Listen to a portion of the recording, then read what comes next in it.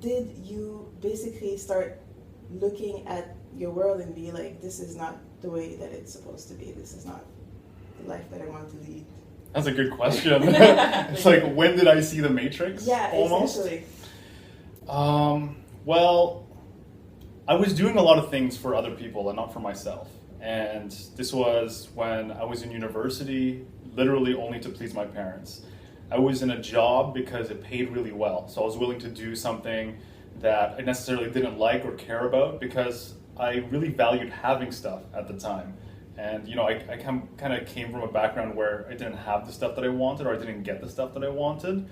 So if I was able to do it myself, then that was cool, right? But that literally only lasted so long. So I was getting this really high-paying job working on an assembly line. So if you can imagine an assembly line for cars, so there's a big conveyor belt, one car after another, and then people all along it, and they all have their own stations. So you get about maybe 45 to 50 seconds on each car. Oh, so you have one little part to install and then punch it into the computer, say you did it or you made a mistake. Wow. And you do the same thing every minute, over and over and over again. And it was great for the beginning because I was like, oh, everyone says money solves a lot of problems. That's one thing that my parents always complained about, or if I wanted something, say you should just go get a job. So I really put money as my number one priority. And here it was. I was 19 years old making $35 an hour. Nice. Working on the line. And then not to mention time and a half on weekends and double time. And so I was making a lot of money. Got the car that I want, all the clothes that I wanted, started eating everything that I wanted because this is the first time I had choice, right? I had choice. And when I saw The Matrix, it was the fact that I was asking questions. I got bored. I would listen to music while I was working on the line, and I wanted to say, hey, what brings you here? How long have you been working here? What's your past like? What did you go to school for? And someone beside me was literally a mechanical engineer, and they're working on an assembly line. Wow. And then across from them, master's degree, MBA, teacher, PhD. And that's not everyone because you don't need any experience, right? But literally throughout a couple of weeks, I'm just like, all these people I'm getting goosebumps just thinking about it. But they have these professions, these talents, these degrees, this higher education, and they're working on a line. I'm like, why? And it was because they're also motivated by money too. And there's nothing wrong with that, and there's nothing wrong with working in a factory line.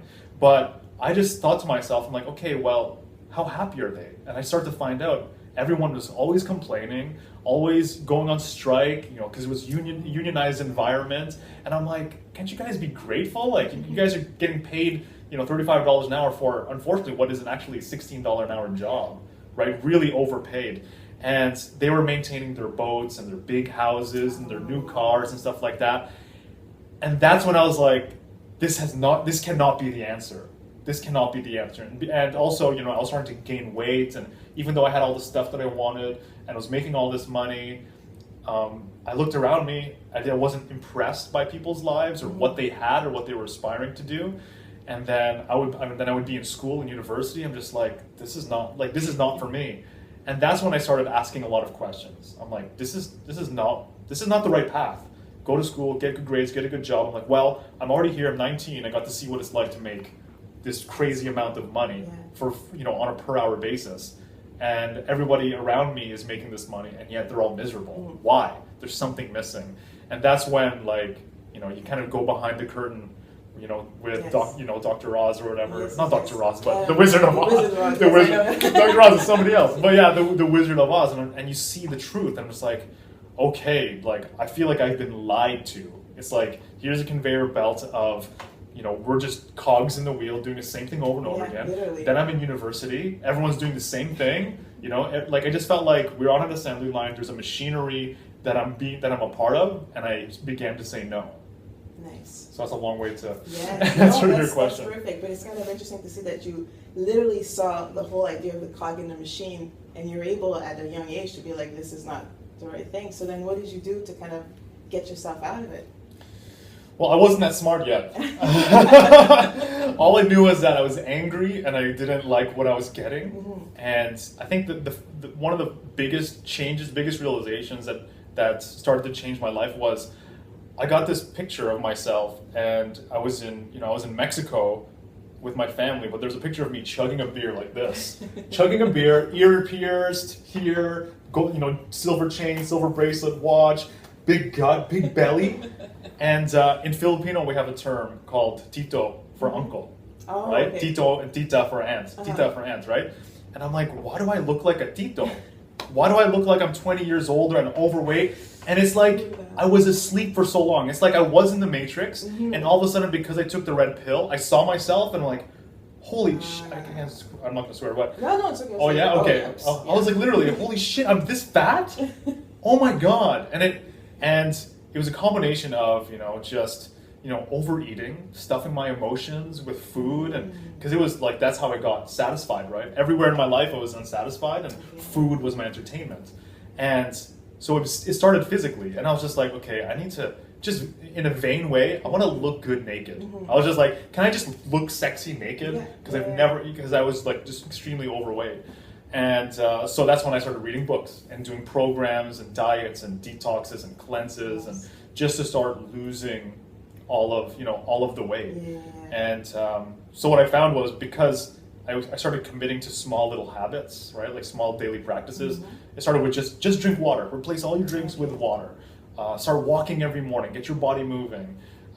Drink green drinks, right? There's a lot of different techniques like that I started one by one, created momentum, and all of a sudden I look better, and then I feel better, and I feel more confident. And I think that gave me a lot of power to start seeking out like a whole new path for myself. So how long did it take you to be able to get from where you were physically to where you wanted to be? Like that whole... Like physically? Yeah. It was ongoing. I think it was probably like a 4 or 5 year process before I like really lost like the majority of that weight. Like I went from like 200 pounds all the way down to like 155. In 2009 I was like 155.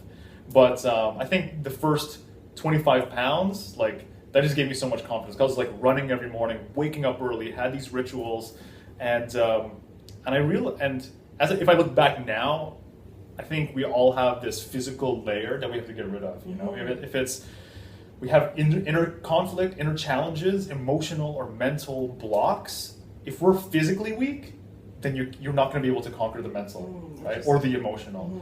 And what I found was, the more flexible, the more powerful you are, and you are physically, the more flexible and powerful you are mentally. And so that's kind of how it started, kind of seeping into. Oh wait, I'm not happy with my life. So that's kind of where